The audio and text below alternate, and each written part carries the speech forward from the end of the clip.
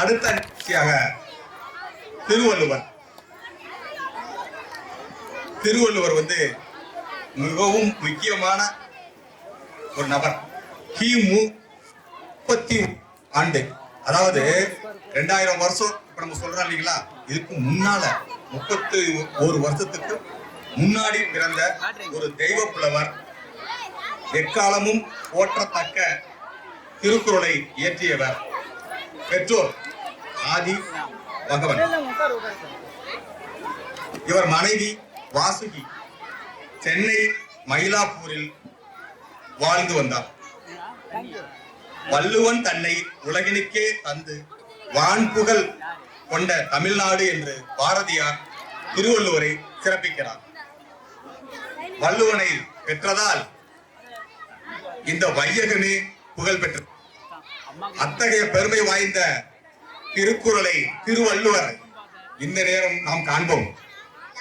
ஆதி பகவன் முதற்றே உலகு, எழுத்துக்கள் எல்லாம் அகரத்தை அடிப்படையாக கொண்டிருக்கின்றன. அதுபோல உலகம் கடவுளை அடிப்படையாக கொண்டிருக்கின்றது.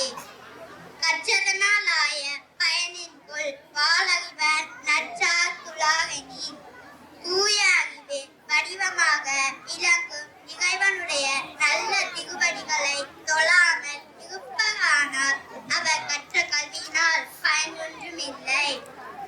மலமிசை ஏகினார் மானடி சேர்ந்தார், நிலமிசை நீடு வாழ்வார். அந்தகின் நெஞ்சமாகிய இதய தாமரையின் வீட்டிற்குள் கடவுளின் உண்மையை இன்ப உலகில் நிலைத்து வாழ்வார். வேண்டுதல் வேண்டாமை இளாநடி சேர்ந்தார்க்கு யாண்டு இடும்பை இல்ல.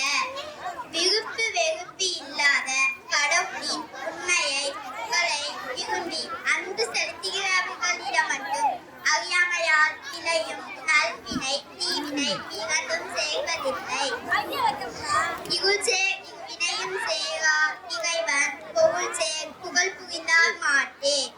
கடவுளின் உண்மையை புகழை விரும்பி அன்பு செலுத்துகிறவர்களிடம் மட்டும் அறியாமையால் நல்வினை தீவினை இரண்டும் செய்வதில்லை. நன்றி.